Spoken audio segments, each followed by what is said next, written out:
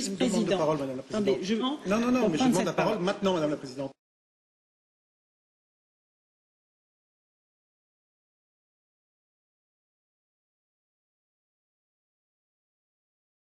À la tête de la région depuis 2004, Ségolène Royal semble confortablement installée dans ce fauteuil qui est son seul mandat.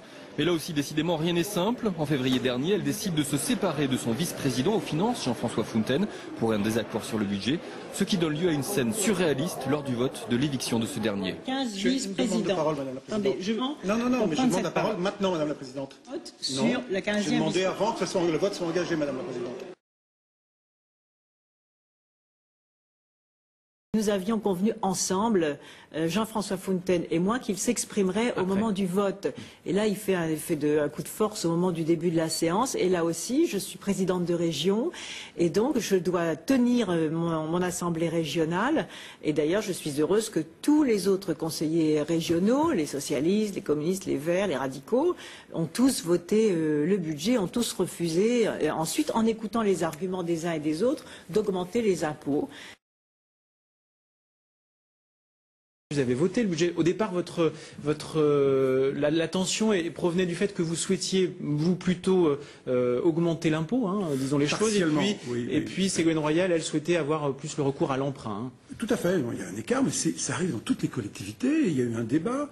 Il a peut-être été un petit peu trop public quand ça s'est passé en décembre. Puis voilà, puis je me suis exprimé devant l'Assemblée. Il y a des choses importantes, puis il y a des choses essentielles. L'essentiel, c'est que je vote ce budget, que la majorité soit rassemblée. Vous regrettez, j'ai posé la question la semaine dernière à Ségolène Royal qui était à votre place, vous regrettez avec le recul ce qui s'est passé entre vous ce jour-là? Oui, alors un tout petit point sur les faits. Cette réunion n'était pas consacrée au budget, mais aux responsabilités qui étaient distribuées au sein de la région. Le budget, j'avais une appréciation légèrement différente, je l'ai voté, pour moi c'est du passé maintenant. Et je suis d'une violence totale vis-à-vis de ce que fait le gouvernement, qui a véritablement appauvri l'État. Et moi je crois à l'action publique. Je suis un homme d'entreprise, mais je crois aussi à l'action publique. Et l'action publique, elle a besoin de moyens.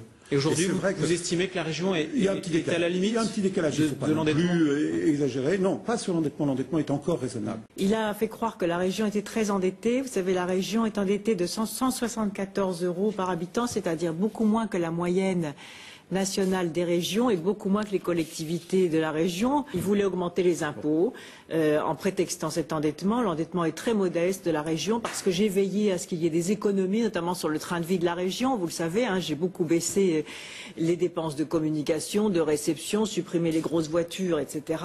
Donc je fais en sorte qu'un euro dépensé soit un euro utile et je ne veux pas augmenter les impôts sur les citoyens, les familles qui ont déjà tant de mal à joindre les deux bouts. Vous êtes toujours premier vice-président. Absolument.